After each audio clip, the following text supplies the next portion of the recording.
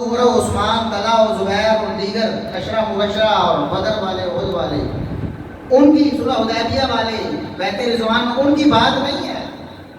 کوئی بھی ایسا شخص ہے صاحب رسول اللہ صلی اللہ علیہ وسلم، جس نے رسول اللہ صلی اللہ علیہ وسلم کی صحبت پائی ہے، آپ کی صحابیت کا شرف اسے حاصل ہے، کوئی ہے لشکر میں؟ بتانے والے کہیں گے کہ ہاں ایک ایسا خوش نصیب ہے ہمارے لشکر میں جس نے نبی کریم صلی اللہ علیہ وسلم کی زیارت کی ہوئی ہے۔ اللہ کے رسول صلی اللہ علیہ وسلم نے فرمایا فیفتح لہم، اس ایک صحابی جو ادنا سے ادنا صحابی بھی ہے، اس ایک صحابی کی برکت کی وجہ سے اللہ رب العزت سارے کے سارے لشکر کو فتح نصیب فرما۔ یہ میرے نبی کے صحابہ یہ ہیں۔ اور پھر نبی کریم صلی اللہ علیہ وسلم نے فرمایا ثم یاتی علی الناس زمان، پھر ایک زمانہ گزرے گا، دوبارہ پھر کوئی دور آئے گا، فیغزو فئام من الناس، پھر لشکر جائیں گے مسلمانوں کے، دشمن سے ٹاکرا ہوگا، لیکن پھر مشکل اور مصیبت ہوگی، فتح نہیں ہو رہی۔ پھر لوگ پوچھیں گے کہ نبی کریم صلی اللہ علیہ وسلم کو دنیا سے گئے ہوئے بہت عرصہ ہوا، آپ کے صحابہ کرام بھی بہت عرصے سے دنیا سے چلے گئے، صحابہ تو نہیں ہو سکتے اب ہمارے لشکر میں، لیکن یہ پتہ کرو کوئی ایسا خوش نصیب ہے اس لشکر میں جس نے نبی کریم صلی اللہ علیہ وسلم کو تو نہیں، لیکن نبی کریم صلی اللہ علیہ وسلم کے کسی صحابی کو دیکھا ہو، کسی صحابی سے ملاقات ہوئی ہو، کسی صحابی سے اس نے فیض پایا ہو، کوئی ایک صحابی بتایا جائے گا کہ ہاں ایک خوش نصیب ہے جس نے نبی کریم صلی اللہ علیہ وسلم کے کسی صحابی سے ملاقات کی ہوئی ہے، یعنی وہ تابعی ہے، خیر القرون میں سے دوسرے دور کا بندہ ہے، نبی کریم صلی اللہ علیہ وسلم کے صحابی کو دیکھنے والا، ملاقات کرنے والا۔ رسول اللہ صلی اللہ علیہ وسلم نے فرمایا فیفتح لہم، اس صحابی کے شاگرد کی برکت کی وجہ سے پورے لشکر کو فتح نصیب ہو جائے۔ اور ثم یاتی علی الناس زمان، ابھی یہی بات ختم نہیں ہوئی، پھر ایک دور آئے گا، پھر فیغزو فئام من الناس، پھر لشکر نکلیں گے دشمنوں کے مقابلے کے لیے، پھر مصیبت اور مشقت میں پھنسیں گے، پھر اعلان ہوگا۔ بہت زمانہ گزر گیا ہے، نبی پاک صلی اللہ علیہ وسلم بھی دنیا سے گئے، صحابہ بھی گئے، تابعین بھی گئے، اب بتاؤ کوئی ایسا خوش نصیب ہے جس نے نبی کریم صلی اللہ علیہ وسلم کے صحابہ کو دیکھنے والوں کو دیکھا ہو؟ صحابی نہیں، صحابی کا ڈائریکٹ شاگرد نہیں، بلکہ صحابہ کے شاگردوں کا شاگرد ہو، کوئی ایسا شخص ہو، بتایا جائے گا کہ ہاں ایک ایسا خوش نصیب ہے، صحابی نہیں ہے، تابعی نہیں ہے، تبع تابعی ہے۔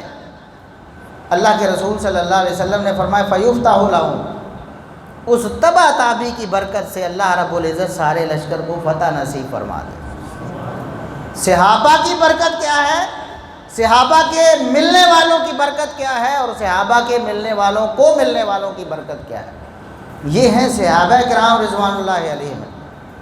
اور آج لوگ زبان کھولتے ہیں صحابہ کرام پر، الا ان اولیاء اللہ لا خوف علیہم ولا هم یحزنون، اللہ کے جو ولی ہیں، اللہ کے جو دوست ہیں، ان پر کوئی خوف نہیں، قیامت کے دن بھی اللہ رب العزت کی طرف سے ان پر کوئی خوف نہیں ہوگا، وہ تو سیدھے جنتی ہیں۔ اور جو دشمن ہیں اولیاء اللہ کے، یاد رکھیں صحابہ سے بڑا کوئی ولی دنیا میں، انبیاء اور رسول تو اللہ کے ولی ہیں نا، انبیاء اور رسولوں کے بعد صحابہ کرام سے بڑا کوئی ولی دنیا میں اگر ہوتا تو وہ خیر القرون ہوتا نا، اسے کہا جاتا ہے اس کا زمانہ بہترین ہے، صحابہ کرام کا زمانہ سب سے بہترین ہے، صحابہ کرام اس دنیا میں اللہ کے سب سے بڑے ولی ہیں۔ اور رسول اللہ صلی اللہ علیہ وسلم نے کیا فرمایا، صحیح بخاری کی حدیث قدسی ہے، اللہ کے رسول صلی اللہ علیہ وسلم نے فرمایا، اللہ فرماتا ہے من عادى لي وليا فقد آذنته بالحرب، جس نے میرے کسی ایک دوست سے دشمنی رکھی، میرے کسی ایک ولی کے بارے میں اپنے دل میں بغض رکھا، میں نے اس کے خلاف اعلان جنگ کر دیا ہے۔ کسی ایک ولی. یاد رکھیں آج کے دور میں بھی اللہ کے ولی موجود ہیں، اللہ کے برگزیدہ اور نیک بندے موجود ہیں، تا قیامت موجود رہیں گے. جب ایک بھی ولی دنیا میں نہ رہا تو دنیا تباہ ہو جائے گی، قیامت آ جائے گی.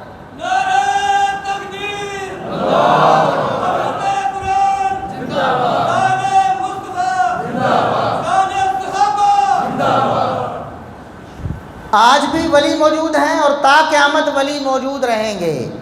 تو قیامت تک آنے والے کسی ایک ولی کی گستاخی اللہ کو برداشت نہیں. اللہ کیا فرماتا ہے؟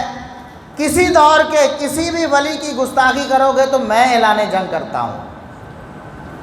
اور آپ اندازہ لگائیں آج 1400 سال گزر چکے ہیں، اس سے زیادہ عرصہ گزر چکا ہے نبی کریم صلی اللہ علیہ وسلم کی وفات کے بعد سے لے کے ہجرت سے لے کر اتنا عرصہ گزر چکا ہے. اتنے گئے گزرے دور میں بھی اللہ کا ولی ہے، اس کی گستاخی اتنا بڑا جرم ہے کہ اللہ اعلان جنگ کرتا ہے. تو جو صحابہ کرام ہیں اس کائنات کے سب سے بڑے ولی، کوئی ان کے بارے میں دشمنی اور عداوت رکھتا ہے تو اندازہ کریں اللہ رب العزت کے نزدیک کتنا بڑا مجرم ہے وہ، کتنا بڑا گناہگار ہے وہ. اللہ رب العزت کے ہاں کتنا بڑا مبغوض اور ناپسندیدہ انسان ہے وہ، جو اللہ کے کسی ایک ولی سے دشمنی رکھے. اور یہ سب سے بڑے ولی ہیں، اولیاء کے بھی استاد مشائخ ہیں. جتنے بھی بڑے ولی آئے ہیں تابعین میں دیکھیں کتنے بڑے ولی، حسن بصری رحمہ اللہ تعالی، سعید بن مسیب رحمہ اللہ، کتنے بڑے بڑے اولیاء ہیں، ان کے بھی استاذ ہیں صحابہ کرام رضوان اللہ علیہ. ساری دنیا حسن بصری بن جائے کسی ایک صحابی کی شان کو پہنچ سکتے؟ ساری دنیا سعید بن مسیب بن جائے کسی ایک صحابی کا مقام کو پہنچ سکتے؟ جب ان کا اتنا مقام ہے بعد والوں کا تو صحابہ کرام کا کیا مقام ہو. یہ وہ اس کائنات کی معزز ترین اور معتبر ترین ہستیاں ہیں انبیاء اور رسولوں کے بعد. ان کے بارے میں لوگوں کے ذہنوں میں شکوک اور شبہات ڈالے جاتے. کون کون سے شبہ ہیں جی؟ چند مشہور میں ذکر کرتا ہوں. دیکھو جی، صحابہ میں تو منافق بھی تھے.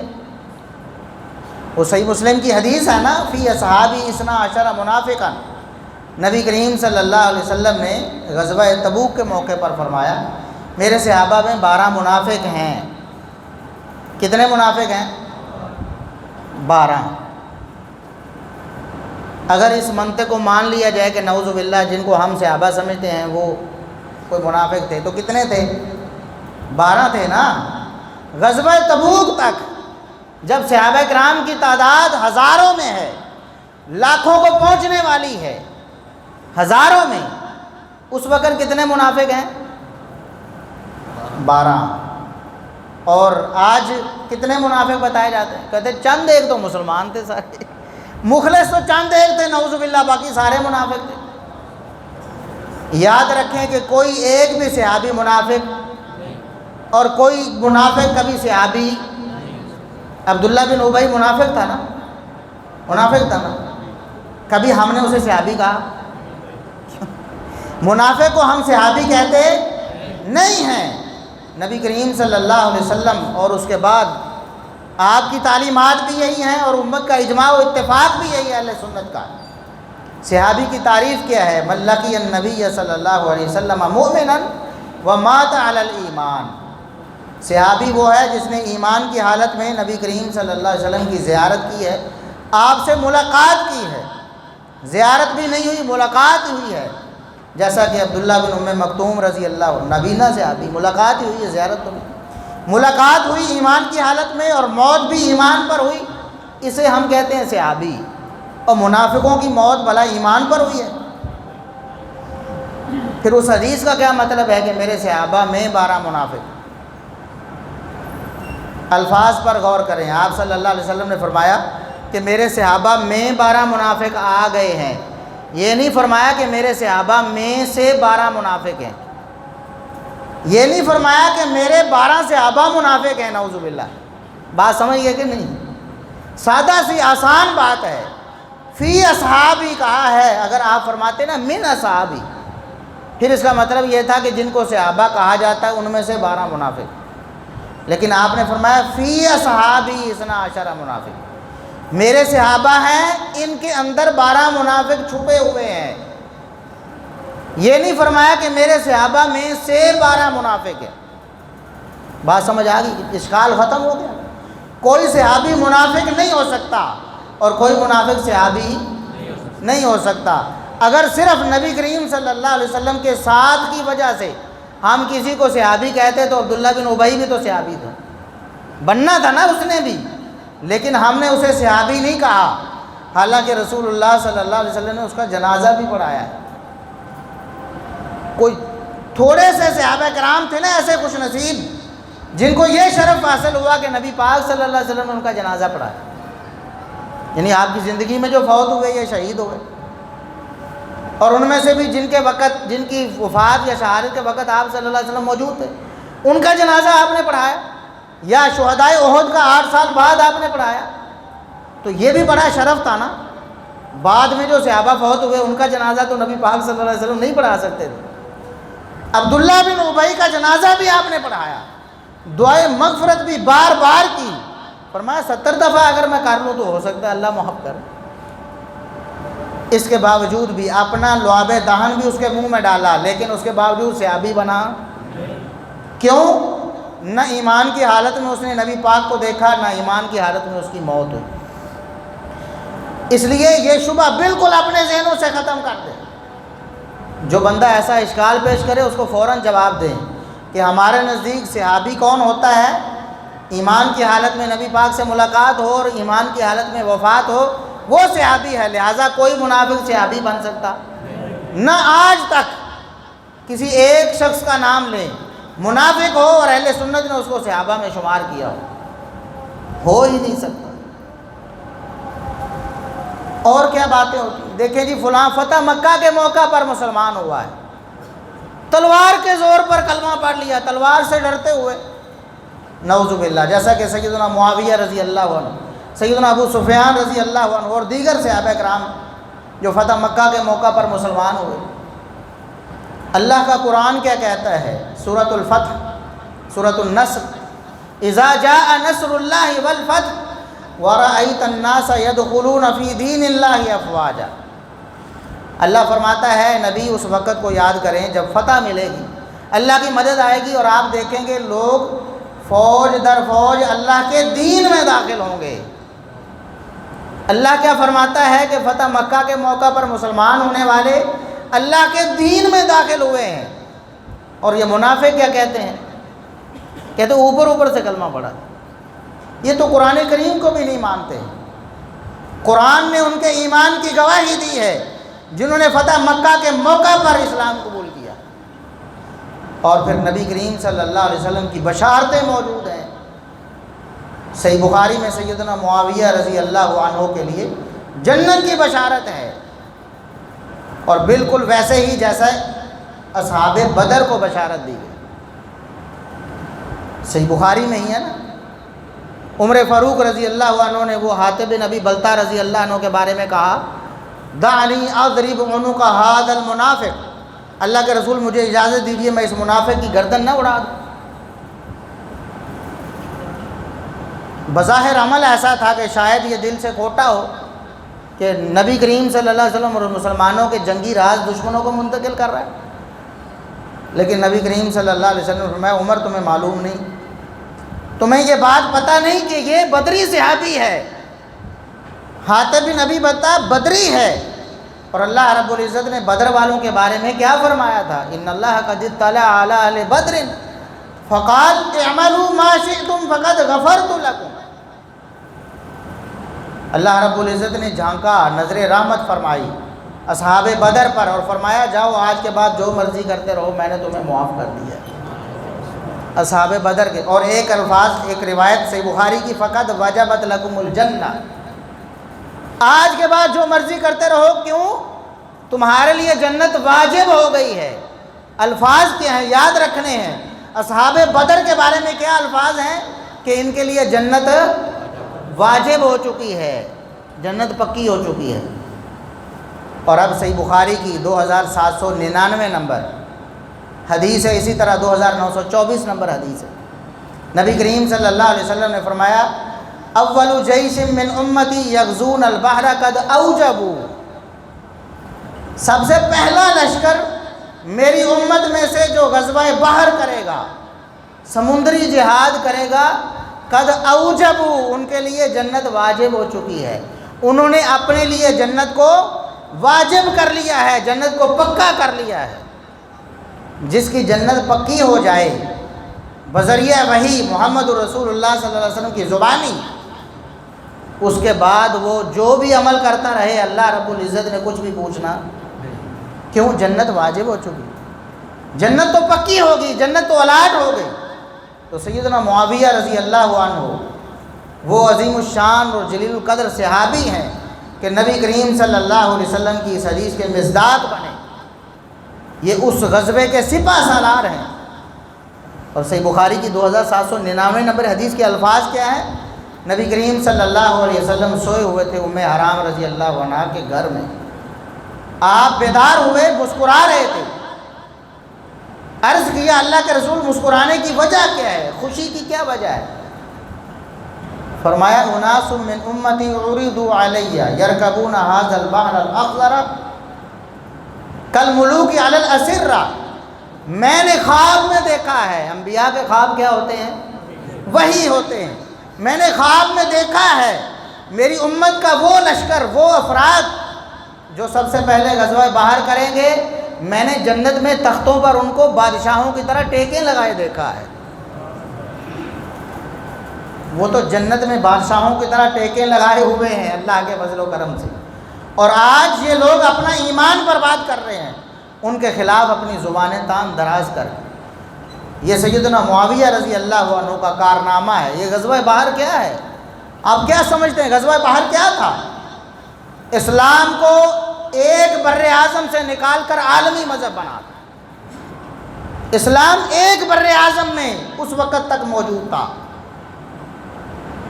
سیدنا معاویہ رضی اللہ عنہ کی سپہ سالاری میں اللہ رب العزت نے ان کو یہ شرف بخشا کہ اسلام کو ایک بر اعظم سے نکال کر دنیا کا پورا عالمی مذہب بنا دیا۔ دیگر بر اعظموں میں جا کر جھنڈے گاڑے ہیں اسلام کے سیدنا معاویہ رضی اللہ عنہ، اور سب سے زیادہ دشمنی بھی سیدنا معاویہ رضی اللہ عنہ سے کی جاتی ہے نا، روافض اور نیم روافض کی طرف سے۔ سیدنا معاویہ رضی اللہ عنہ کی شان اور مقام کیا ہے، اس پر اگر بولا جائے تو کئی دن گزر جائیں۔ قرآن کریم کی آیات ہیں، نبی کریم صلی اللہ علیہ وسلم کی احادیث ہیں، شرف صحابیت کے بارے میں یا صحابہ کے بارے میں جو بھی نص اور دلیل ہے، جو بھی فضیلت ہے، وہ سیدنا معاویہ رضی اللہ عنہ پر بلاولا صادق آتی ہے۔ نبی کریم صلی اللہ علیہ وسلم کے صحابی بھی، جو برکت صحابہ کی بیان ہوئی ہے وہ معاویہ رضی اللہ عنہ کو بھی حاصل ہے۔ جو فضیلت، جو بہتری، جو بھلائی صحابہ کرام رضوان اللہ علیہم اجمعین کے لیے بیان ہوئی ہے، وہ سیدنا معاویہ رضی اللہ عنہ پر بلاولا صادق آتی ہے۔ اور اس پر مستداد یہ کہ ان کا نام لے کر اللہ کے رسول صلی اللہ علیہ وسلم نے دعائیں کی ہیں۔ جامع ترمذی وغیرہ کی حدیث ہے۔ ایک وہ حدیث آپ سنتے ہیں کہ نبی کریم صلی اللہ علیہ وسلم نے عبداللہ بن عباس رضی اللہ عنہما کے لیے دعا کی تھی نا، اللہم علمہ الکتاب، یہ دعا فرمائی، اے اللہ عبداللہ بن عباس کو کتاب کا علم دے، یعنی وحی کا علم عطا فرما، ان کا سینہ کھول دے۔ یہ دعا ہے نا، اور یہ فضیلت ہے۔ ہر مسلمان سمجھتا ہے کہ عبداللہ بن عباس رضی اللہ عنہما کی یہ فضیلت ہے کہ نبی کریم صلی اللہ علیہ وسلم نے ان کے لیے دعا فرمائی ہے۔ سیدنا معاویہ رضی اللہ عنہ کے لیے اللہ کے رسول صلی اللہ علیہ وسلم نے یہ دعا بھی فرمائی اور بھی دعائیں فرمائی۔ اللہم علم معاویۃ الکتاب والحساب وقہ العذاب، اے اللہ معاویہ کو کتاب کا بھی علم دے، وحی کا بھی، والحساب اور معاشیات دان بھی بنا دے، معاشیات کا علم بھی عطا فرما دے۔ اللہ کے رسول صلی اللہ علیہ وسلم نے وہ دعا فرمائی، اللہ رب العزت کے علم میں تھا کہ بعد میں 20 سال تک بلا شرکت غیر مسلمانوں کی زمام اقتدار اور خلافت سیدنا معاویہ رضی اللہ عنہ کے ہاتھ میں رہنی تھی 20 سال تک۔ تو اللہ کے رسول اپنی زندگی میں دعا فرما رہے ہیں اے اللہ انہیں وحی کا علم بھی دے اور حساب بھی دے، معاشیات کا علم بھی دے۔ اور یہ مسلمانوں کا بہترین دور تھا، سنہری ترین ادوار میں سے سیدنا معاویہ رضی اللہ عنہ کا 20 سالہ دور اقتدار ہے۔ کوئی فتنہ، کوئی فساد اٹھنے نہیں دیا ہے، مسلمانوں میں امن و امان ہے، کوئی اختلاف اور انتشار نہیں ہے، سیدنا معاویہ رضی اللہ عنہ۔ اور آگے فرمایا واقعی العذاب، اے اللہ انہیں عذاب سے بھی بچا۔ معاویہ رضی اللہ عنہ کے لیے یہ دعائیں، اور بھی دعائیں نبی کریم صلی اللہ علیہ وسلم نے کی ہیں۔ سیدنا معاویہ رضی اللہ عنہ صحابی بیان کرتے ہیں، فضائل الصحابہ ہے، امام احمد بن حنبل رحمۃ اللہ علیہ بیان کرتے ہیں، صحابی سحری کے وقت ارباز بن ساریہ رضی اللہ عنہ وہ کہتے ہیں کہ سحری کے وقت نبی کریم صلی اللہ علیہ وسلم ہمیں بیدار کر رہے تھے سحری کے لیے۔ سحری کا وقت کتنا قیمتی وقت ہوتا ہے، اس وقت میں نے سنا نبی کریم صلی اللہ علیہ وسلم معاویہ رضی اللہ عنہ کے لیے دعائیں فرما رہے تھے۔ سحری کے وقت معاویہ رضی اللہ عنہ کے لیے دعا فرما رہے تھے، اللہم اجعلہ ہادیا مہدیا واہدی بہ، اے اللہ معاویہ رضی اللہ عنہ کو ہدایت یافتہ اور ہدایت کنندہ بنا دے، ہدایت کا منبع بھی ہوں، دنیا ان سے ہدایت حاصل کرے، ان کے ذریعے دنیا کو ہدایت نصیب فرما۔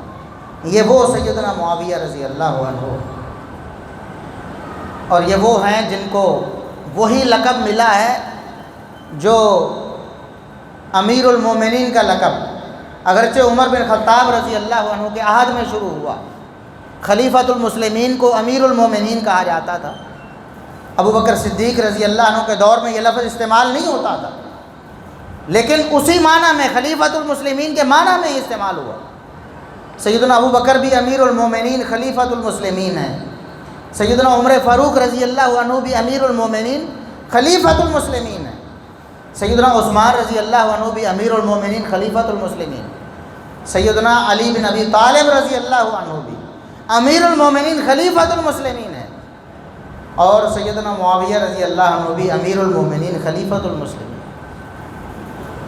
دلیل صحیح بخاری میں ہے، ایک شخص نے آ کر، ابن ابی ملیکہ تابعی ہیں، وہ بیان کرتے ہیں، عبداللہ بن عباس رضی اللہ عنہما کا ایک غلام تھا، وہ آیا اور اس نے آ کر کہا حل لک فی امیر المومنین معاویہ تھا۔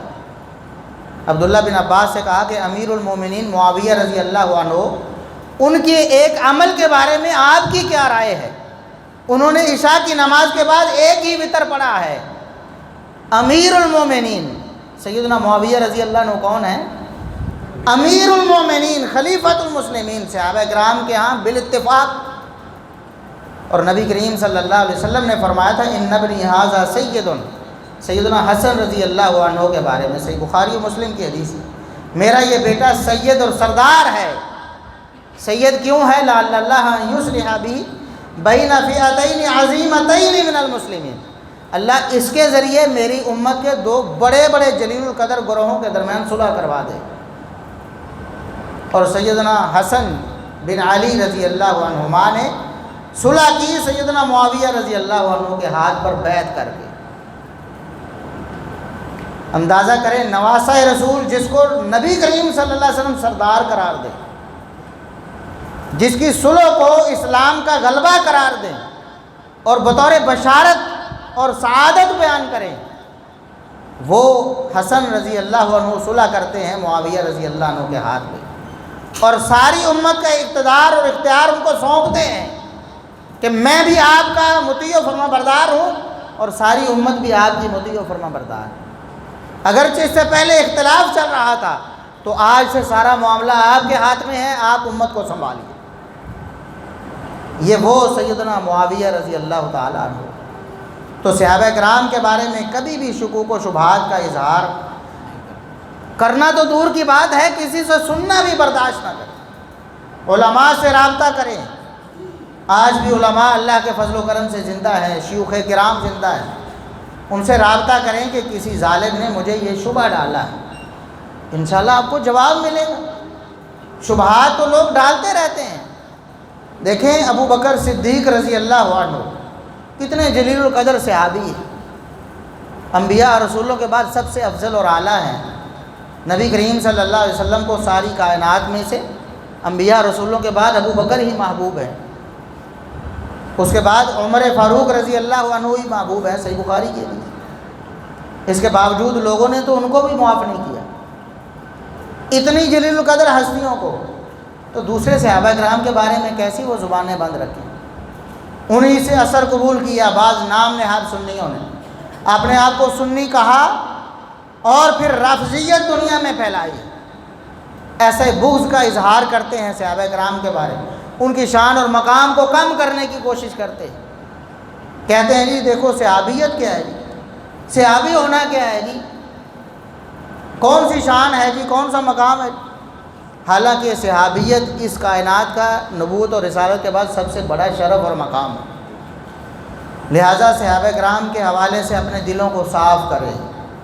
اللہ نے تو قرآن میں بھی سکھایا ہے نا کہ وہ لوگ جو بعد میں آنے والے ہیں اگر وہ اللہ رسول کا کہنا ماننے والے ہیں اور مومن ہیں حقیقت میں، تو وہ کیا کہتے ہیں کہ یا اللہ جو ہم سے پہلے مسلمان گزر گئے ہیں نا، ایمان والے گزر گئے ہیں، ان کے بارے میں ہمارے دلوں کو صاف رکھ، ہمارے دلوں میں ان کے بارے میں کبھی بغض اور کینہ پیدا، ہم سے پہلے جو 100 سال گزرے وہ بھی ہم سے پہلے، جو 50 سال پہلے گزرے وہ بھی ہم سے پہلے، 200 سال 300 سال 400 سال جتنا بھی پہلے گزرے ہیں وہ ہم سے پہلے ہی گزرے ہیں۔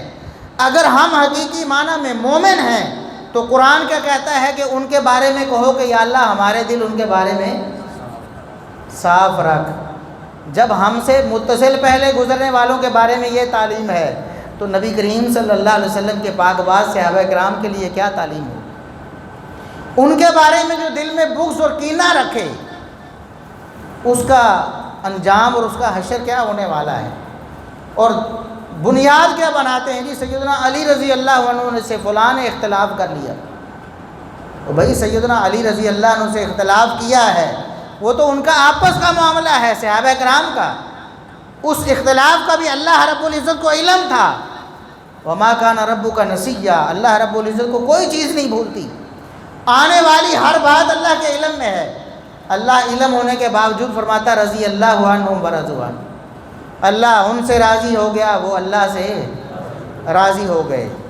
اللہ رب العزت کو علم تھا کہ سیدنا معاویہ اور سیدنا علی کا آپس میں اختلاف ہونا ہے، اس کے باوجود اپنے نبی پر وحی نازل فرمائی اور نبی مکرم صلی اللہ علیہ وسلم نے فرمایا قد اوجبوا، معاویہ اور اس کے سارے ساتھی ان کے لیے جنت ابھی سے پکی ہو گئی۔ اللہ رب العزت کو سکھانا چاہتے ہو، نعوذ باللہ اللہ رب العزت کو چیلنج کرتے ہو کہ نعوذ باللہ اللہ کو علم نہیں تھا کہ اللہ نے ان کے لیے رضامندی کا سرٹیفکیٹ ایسے ہی جاری کر دیا؟